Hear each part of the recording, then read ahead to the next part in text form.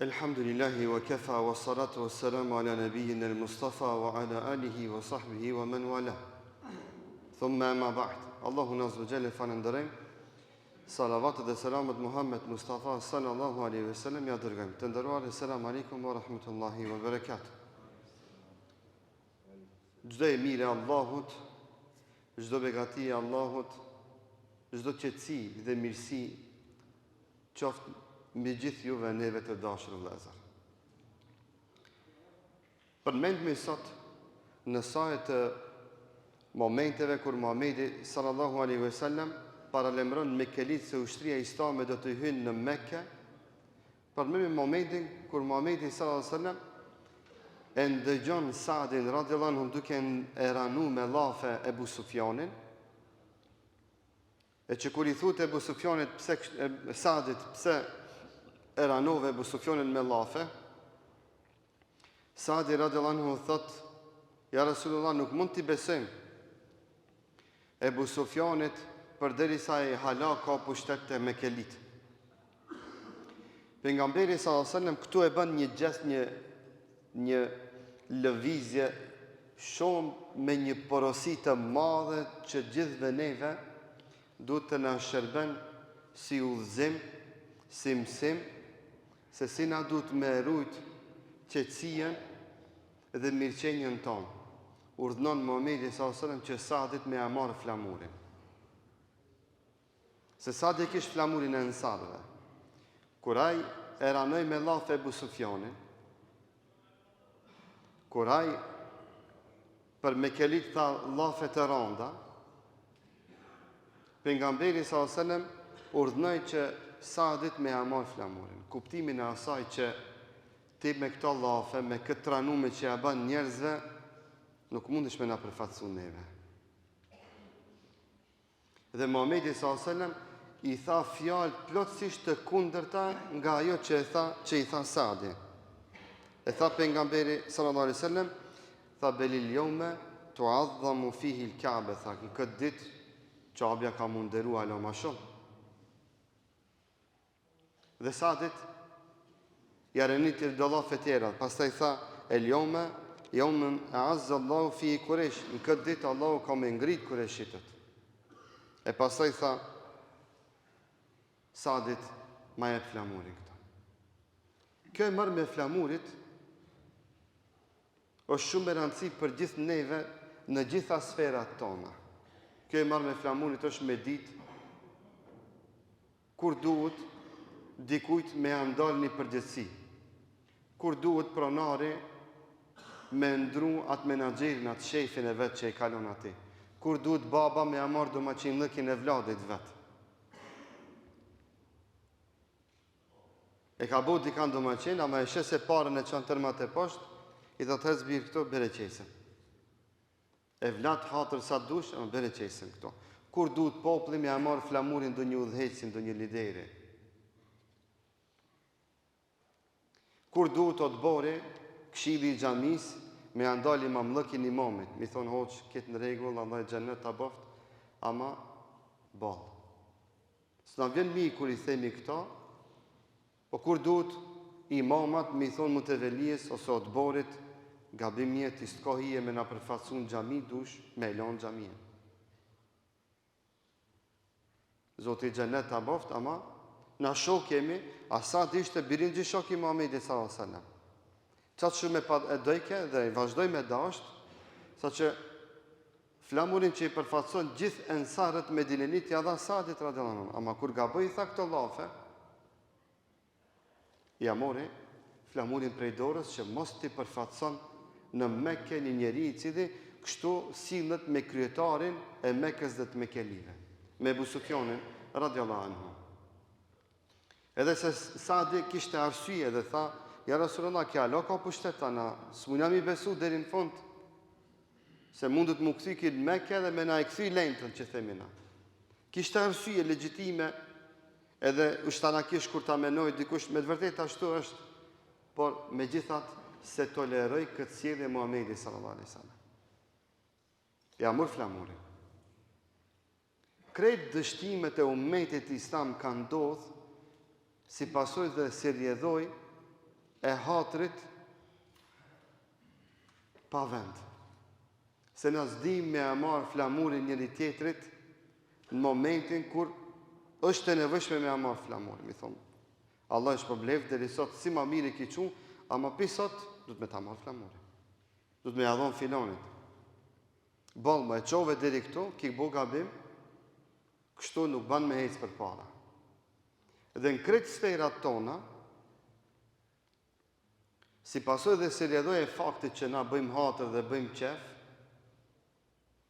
dhe nuk jemi të tillë që jemi transparent e që jemi të guximshëm për hakun dhe të drejtën përballë njëri tjetrit, i alon flamurin edhe një njerit i cili gabon, i alon flamurin një njerit i cili njeri edhe ndoshta nuk është e drejtë dhe e mirë me na përfaqësu. Kjo ndodh edhe me neve o xhallartë. Kjo ndodh edhe në xhamia, ndodh edhe në shtëpiat tona, ndodh edhe në firmat tona, ndodh në gjitha sferat tona. Ndodh në të gjitha sferat tona. Aq të rënd na jemi në këtë drejtim, saqë edhe kur e bisedojmë bisedën, shpeshherë dim edhe me keq kuptu. Shpeshherë dim edhe me keq kuptu. Atë shumë dhe larg mujna me keq kuptu, saqë unë këtë pjesë të shpjegimit të këtij hadithi, të kësaj ndodhie, e lash me qëllim për këtë javë. Se me për rrethonave të javës kalume, dikush mos ma komentoj me diçka që se kam qëllimin aty dhe s'm intereson ajo pjesë. Deri në këtë nivel, du të me pas nga kujdes dhe vëmendje, pse simi të gatshëm mu ballafaqu me realitetin dhe me thonë, ti deri sot ke qenë menaxheri mirë, ke udhëheq mirë firmën, po sot pisot e naton, faleminderit për punën dhe shërbimin, neve kena me caktu dikan tjetër me na udhëheq firmën. Kena me caktu dikan tjetër me qenë otbori i xhamis. Kena me përcaktu dikan tjetër të jetë imami i xhamis. Kena me përcaktu dikan tjetër të jetë udhëheci dhe prisi jon në filan punën, në filan sferën, me qenë kryetari jon këtu, kryetari jon atje, dhe kështu me radhë. Muhamedi sallallahu alaihi wasallam vazhdoi me qenë vëlla dhe shok me Sadin radhiyallahu anhu. Por e la këtë porosi për gjithë ummetin deri në ditën e gjykimit, se si na duhet mu përkujdes për të mirën tonën kolektive. Nuk tha Muhamedi sallallahu alaihi wasallam pse unë të prishna me Sadin. Por subhanallahu, kur është fjala e sinqertë, kur është vendimi i sinqert për i Zotit, edhe ati që ja thun, edhe nëse është kundra e pshit ti, a i din me pranu dhe me thonë faleminderit. Allah është probleft. Hiq so problem. Po me racion atë jemi të sinqert me njëri tjetrin. Dhe punë t'i bëjmë për i Zotit, dhe nga jeta e pejgamberit sallallahu alajhi wasallam të marrim mësim që secili prej nesh kur të gabon dhe të bën ndonjë gabim që është tema ose i rënd, me qenë i vetëdijshëm dhe i përgatitur se ka ardhur vakti me dorëzu flamurin. E me adhon shansën dikujt tjetër që dhaj me dëshmu veten për ka e mira dhe për ka e mbara. Allah gjithëve na e bof nasip të jemi në shërbim të hajrit dhe të asaj që është e mirë dhe e dobishme për dunjë dhe për ahiret. Kur pejgamberi sallallahu alajhi wasallam bashkë me Abbasin radhiyallahu anhu kalojnë rreth Ebu Sufjanit, i thot Abbasi radhiyallahu anhu Ebu Sufjanit, o Ebu Sufjan, shkoti para neve në Mekë, gutu pak më shpejt, shko në Mekë dhe të paralajmëroj Mekkelit se jemi duke ardhur. Paralajmëroj Mekkelit se jemi duke ardhur. Dhe tregovu Mekkelive se kush hin në shtëpinë tënde është i sigurt. Kush hin në Qabe është i sigurt. Kush hin në shtëpitë vet dhe i mshel dyert e shtëpisë, edhe ajo është i sigurt. Se prekim atë njeri. Ja japim këtë nder dhe respekt e Ebu Sufjanit dhe i thonë, shko tregovo Mekkelive që t'jenë para përgatitur se jemi duke ardhur dhe që me të mirë dhe në paqë të bëhet dorëzimi i Mekës. Mos bëhet ndonjë telashe në Bejtullah. Shifeni dashurinë e pejgamberit sallallahu alajhi wasallam për paqë dhe marrëveshje. Dashurinë e tij do të pas 13 viteve që patja i vujtje në Mekke duke qenë e 8-9 vite nuk lanë komplot pa ja bon Medine, e sherët keqe pa ja bon Medine, a i kthehet në Mekke dhe apet s'ka qef as kënd për as gjo me prek. Ka qef me kelit,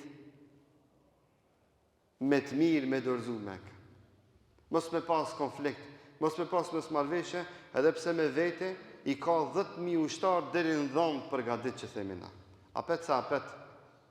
Nuk donë Muhamedi sallallahu alaihi wasallam me pas ndonjë mos marrëveshje dhe konflikt në Mekë. Ka qef me rujt qetësinë dhe shenjtërinë e Mekës dhe të Mekelive.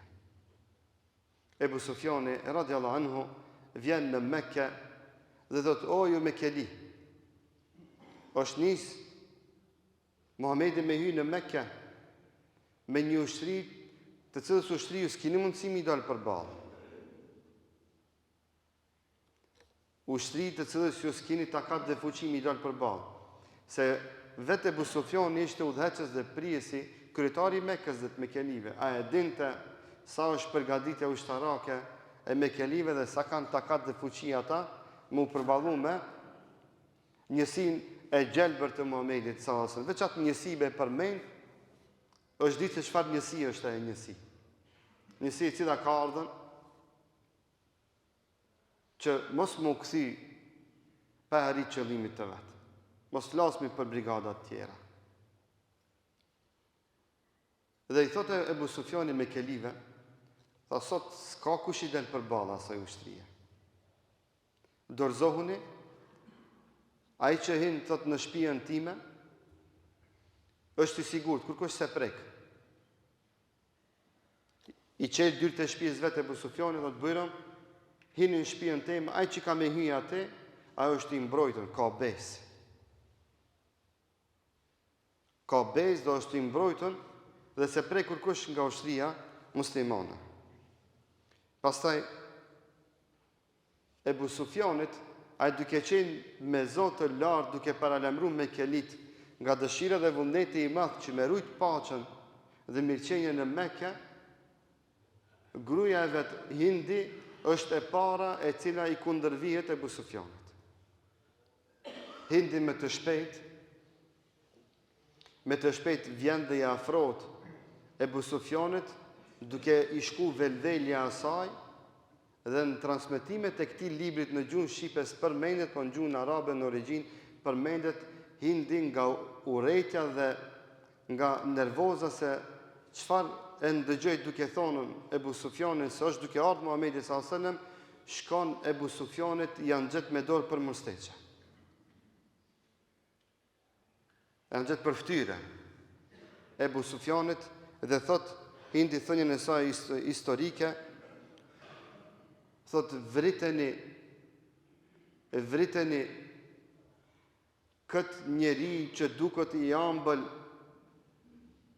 e i but me kam të shtremta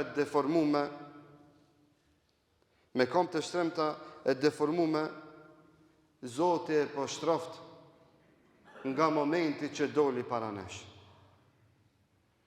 Gruaja e vet i thot Mekelive, vriteni, thot Ebu Sufjani, burin tëm, i cili duket kështu në të pame, kur fol që duket se është ju thonë diçka për të mirë i ambël, e që ju duket se vadon juve të mirën. Vriteni këtë kom shtremt e deformum, e ofendon burin e vetë. Allahu e pështroft këtë njeri prej momentit që doli para nesh. Ebu Sufjani jep përgjigje dhe ju thot Mekelive, mos e ndëgjoni dhe mos lejoni që fjalët e kësaj gruaje juve t'u mashtron e t'u jep kurajo e të dilni dhe të bëheni helaq. Do të vazhdojmë inshallah javën e ardhshme. Alhamdulillahi Rabbil Alamin.